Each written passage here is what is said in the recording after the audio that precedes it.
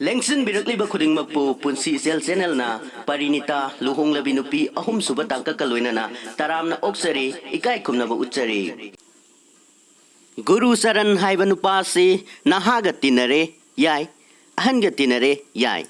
nong manini wari watai saminabadagi giringasu yamna londin nakre mahak mare yetnaba yamna pami yetnabada mina laksakhrabasu karisu nungaitaba taude Sandhya matungi sa thakpasi girin ga hek hek thakminai office tagi halakpaga numit tabaga hek makmanare khongkhut hek hamdokpaga cha leirabra lalita haiduna hek hange kali chalu nangi mama girin kauro asini adudagidi makhoi ani cha thakminaraga tarka hek hek hawi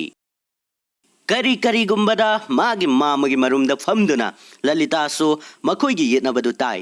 Nongmadi girinna yamna pak sauna ngangkre magi tarkasi ayamba matamda haujiki samaski mathakta tawi samaski minungsi khangdaba maram sadana mibu naiba otba asidi tawriba makni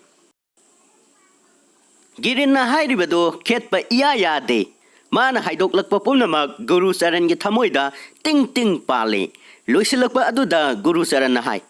thangai sengmani girin Masa nupibu mafam sana matam sana thajaning daba kana yawbage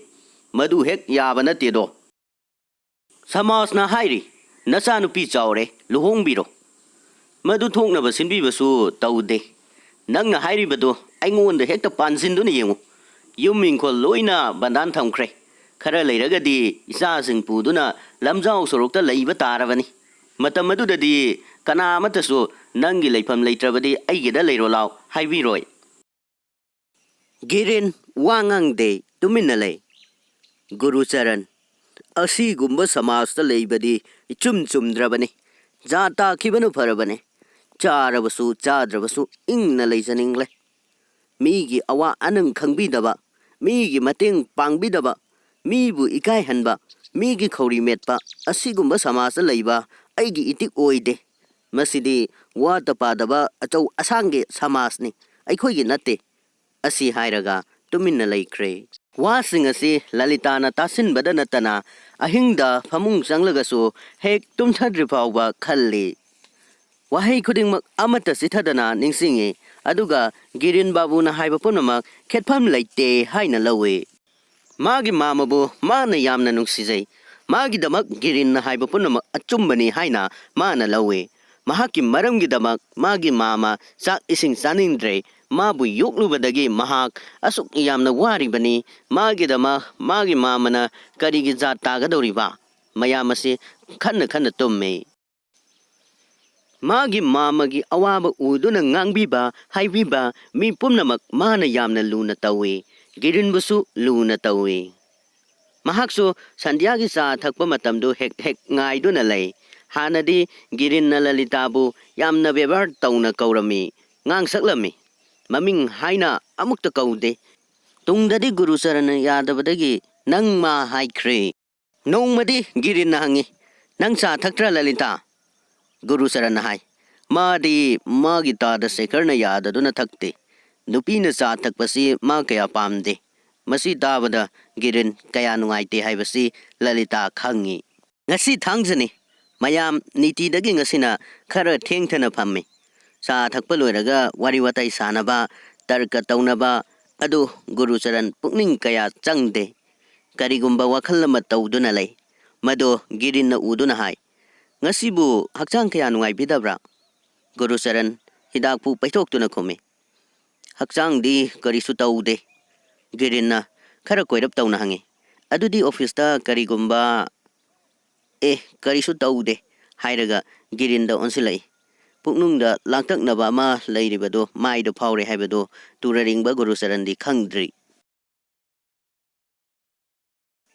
Mamangai dadi lalita si walan amata ngangdana tuminna phamduna leibani handak marakti wa amani su yalakpa yaure lalita mama ngasidi pukning kaya nungai tamale Guru Saran chummi ngasidi ai mon kaya nungai te Lalita girin animak Guru Saran yengduna lay Guru Saran ay gipibam asi una khangna taibungo na binna lambi da wa ama hairami ꯑꯗꯨꯁꯨ ꯃꯍꯥꯛꯀꯤ dose ꯂꯩꯇꯦ ꯁꯦꯂꯦꯞꯇꯤ ꯂꯥꯏꯔꯗꯨꯅ ꯊꯥ 6 ꯑꯁꯤ ꯁꯦꯟꯗꯣꯏꯅꯤ ꯍꯥꯏꯕ ꯄꯩꯁꯥ ꯑꯃ ꯐꯥꯎꯕ ꯄꯤꯕ ꯉꯝꯗ꯭ꯔꯕꯅꯤꯗꯣ ꯋꯥ ꯑꯗꯨ ꯂꯣꯏꯅ ꯍꯥꯏꯗꯣꯛꯂꯛꯂꯔꯅꯤ ꯍꯥꯏꯗꯨꯅ ꯂꯂꯤꯇꯥꯅ ꯋꯥꯐꯩ ꯑꯃ ꯄꯨꯊꯣꯛꯅꯕ ꯍꯣꯠꯅꯩ ꯏꯃꯨꯡ ꯃꯅꯨꯡꯒꯤ ꯏꯀꯥꯏꯕ ꯋꯥ ꯂꯣꯏꯅ ꯄꯨꯊꯣꯛꯂꯛꯄ ꯇꯥꯔꯦ ꯍꯥꯏꯗꯨꯅ ꯂꯂꯤꯇꯥꯅ ꯍꯥꯏꯔꯛꯏ ꯃꯗꯨ ꯈꯟꯕꯤꯔꯨꯅꯨ ꯃꯥꯃꯥ ꯊꯣꯛꯂꯕ ꯂꯥꯛꯀꯅꯤ ꯇꯨꯡꯒꯤ ꯋꯥꯅꯤ ꯒꯨꯔꯨꯆꯔꯟꯅ ꯊꯑꯣꯏꯅ ꯇꯥꯗꯦ ꯅꯣꯛꯇꯨꯅ ꯍꯥꯏ ꯅꯨꯄꯤ ꯃꯆꯥ ꯇꯨꯡꯗ ꯀꯔꯤ ꯑꯃꯨꯛ ꯑꯣꯏꯔꯛꯈꯤꯒꯗꯒꯦꯅꯦ ꯏꯕꯨꯡꯉꯣ ꯃꯥꯅ ꯇꯧꯔꯤꯕꯁꯤ ꯑꯇꯩ ꯅꯠꯇꯦ ꯑꯩꯕꯨ ꯃꯥꯅ ꯑꯋꯥꯕ ꯋꯥꯈꯜ ꯏꯇꯧ ꯇꯧꯍꯟꯅꯤꯡꯗꯦ ꯑꯗꯨꯕꯨ ꯏꯕꯦꯝꯃ ꯃꯤꯅꯗꯤ ꯅꯪꯒꯤ ꯃꯥꯃꯒꯤ ꯑꯋꯥꯕꯗꯤ ꯈꯪꯕꯤꯗꯦ ꯒꯤꯔꯤꯟ ꯉꯁꯤ ꯅꯕꯤꯟ ꯕꯥꯕꯨꯅ ꯀꯔꯤ ꯀꯔꯤ ꯍꯥꯏꯔꯛꯂꯕꯅꯣ ꯅꯕꯤꯟ ꯔꯥꯏꯒ ꯇꯧꯅꯔꯤꯕ ꯋꯥꯐꯝ ꯑꯁꯤ ꯒꯤꯔꯤꯟ ꯈꯪꯂꯦ ꯍꯥꯏꯕꯁꯤ ꯂꯂꯤꯇꯥꯗꯤ ꯈꯪꯗ꯭ꯔꯤ ꯑꯗꯨꯅ ꯃꯥꯅ ꯍꯪꯂꯤꯕꯁꯤ ꯃꯊꯧ ꯂꯩꯇꯅ ꯍꯪꯂꯤꯕꯅꯤ ꯈꯟꯗꯨꯅ ꯁꯥꯎꯏ ꯒꯨꯔꯨꯆꯔꯟꯅ ꯏꯇꯤꯡ ꯇꯤꯡꯅ ꯍꯥꯏꯗꯣꯛꯂꯦ ꯅꯕꯤꯟ ꯔꯥꯏꯒꯤ ꯅꯨꯄꯤ ꯏꯇꯩꯃꯁꯤ ꯆꯥꯕ ꯇꯨꯝꯗꯗꯨꯅ ꯃꯁꯥ ꯅꯨꯡꯉꯥꯏꯔꯛꯇ꯭ꯔꯤꯕ ꯀꯨꯏꯔꯦ ꯍꯟꯗꯛ ꯈꯔ ꯍꯦꯟꯖꯤꯜꯂꯛꯇꯨꯅ ꯗꯥꯛꯇꯔꯅ ꯏꯁꯤꯡ ꯅꯨꯡꯁꯤꯠ ꯑꯣꯟꯅꯕ ꯃꯐꯝ ꯑꯃꯗ ꯆꯠꯂꯨ ꯍꯥꯏꯔꯤ ꯑꯗꯨꯅ ꯄꯩꯁా ꯈꯔ ꯆꯪꯒꯗꯧꯔꯤ ꯃꯥꯒꯤ ꯄꯩꯁꯥꯗꯨ ꯁꯦꯂꯦꯞ ꯈꯔꯒ ꯁꯦꯟꯗꯣꯏ ꯃꯈꯩꯗꯤ ꯄꯤꯗꯕ ꯌꯥꯗ꯭ꯔꯦ ꯍꯥꯏꯔꯤ ꯒꯤꯔꯤꯟ ꯅꯍꯥꯟ ꯃꯈꯩ ꯍꯥꯏꯒꯦ ꯇꯧꯔꯒ ꯍꯥꯏꯗꯣꯛꯄ ꯉꯝꯗꯕ ꯋꯥꯐꯝ ꯑꯃ ꯂꯩꯔꯦ ꯍꯥꯏꯖꯕ ꯌꯥꯒꯗꯔꯥ ꯒꯨꯔꯨꯆꯔꯟ ꯅꯣꯛꯇꯨꯅ ꯑꯩꯉꯣꯟꯗꯗꯤ ꯒꯤꯔꯤꯟ ꯕꯥꯕꯨꯗꯁꯨ ꯅꯠꯇꯦ ꯃꯤ ꯈꯨꯗꯤꯡꯃꯛ ꯍꯥꯏꯅꯤꯡꯕ ꯍꯥꯏꯕ ꯌꯥꯏ ꯀꯔꯤꯅꯣ ꯍꯥꯏꯌꯨ ꯇꯥꯁꯤꯗꯅ ꯒꯤꯔꯤꯟ ꯏꯆꯦꯅ ꯍꯥꯏꯕꯕꯨ ꯅꯕꯤꯟ ꯕꯥꯕꯨꯒꯤ ꯁꯦꯟꯗꯣꯏ ꯌꯥꯝꯅ ꯆꯥꯎꯏ ꯍꯥꯏ ꯏꯁꯤ ꯁꯤꯖꯤꯟꯅꯗꯅ ꯑꯩꯒꯤ ꯁꯦꯜ ꯐꯅ ꯌꯥꯝ ꯂꯩ ꯃꯥꯒꯤ ꯁꯦꯜ ꯑꯁꯤ ꯁꯤꯡꯗꯣꯛꯄꯤꯈ꯭ꯔꯣꯗꯅ ꯒꯨꯔꯨꯆꯔꯟ ꯂꯂꯤꯇꯥ ꯑꯅꯤꯃꯛ ꯉꯛꯄꯣꯏ ꯅꯨꯡꯉꯥꯏꯕꯣꯏ ꯇꯧꯗꯨꯅ ꯒꯤꯔꯤꯟꯕꯨ ꯃꯨꯟꯅ ꯌꯦꯡꯗꯨꯅ ꯂꯩ ꯒꯤꯔꯤꯟ ꯃꯈꯥ ꯇꯥꯔꯛꯏ ꯑꯩꯒꯤꯗꯤ ꯍꯧꯖꯤꯛꯃꯛ ꯁꯤꯖꯤꯟꯅꯒꯗꯧꯕ ꯊꯣꯏꯗꯣꯛꯄ ꯂꯩꯇꯦ ꯂꯩꯕ ꯃꯇꯝꯗ ꯄꯤꯕꯤꯕ ꯌꯥꯒꯅꯤ ꯃꯈꯣꯏꯅ ꯁꯦꯜ ꯆꯤꯜꯂꯤ ꯍꯥꯏꯔꯕꯗꯤ ꯒꯨꯔꯨꯆꯔꯟ ꯁꯦꯜ ꯑꯗꯨꯕꯨ ꯅꯍꯥꯛꯅ ꯂꯣꯏꯅ puthokpige ꯍꯥꯏꯔꯤꯕꯔane ꯒꯤꯔꯤꯟ ꯃꯈꯣꯏꯅ ꯀꯟꯅ ꯊꯧꯔꯕꯗꯤ ꯑꯗꯨꯝ ꯇꯧꯔꯁꯤ ꯍꯥꯏꯖꯔꯤꯕꯁꯤꯅꯤ ꯑꯩꯒꯤꯗꯤ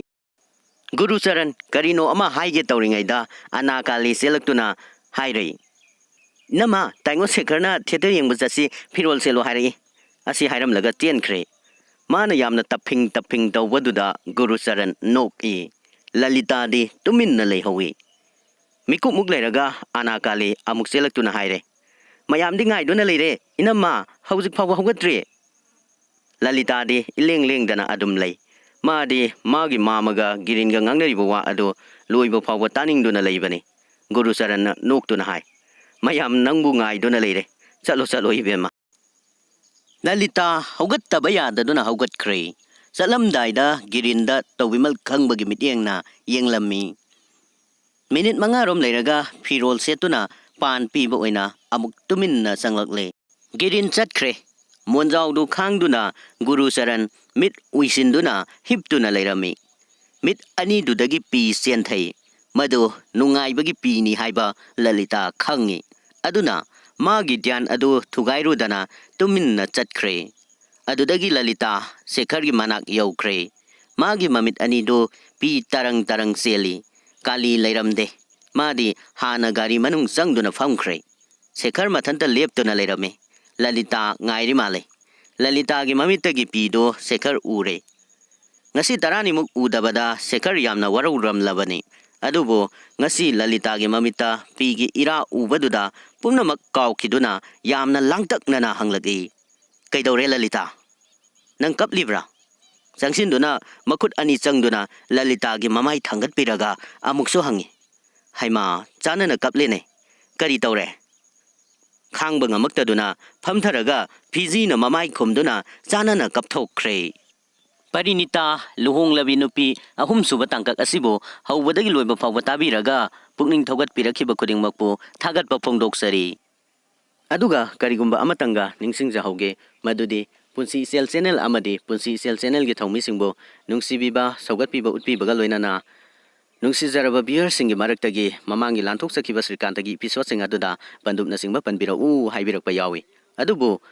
hana pre plan tawja howdaba aduga loinana Konjel na panjaba matamda kudongchadaba khara thokpa maramna panjakhide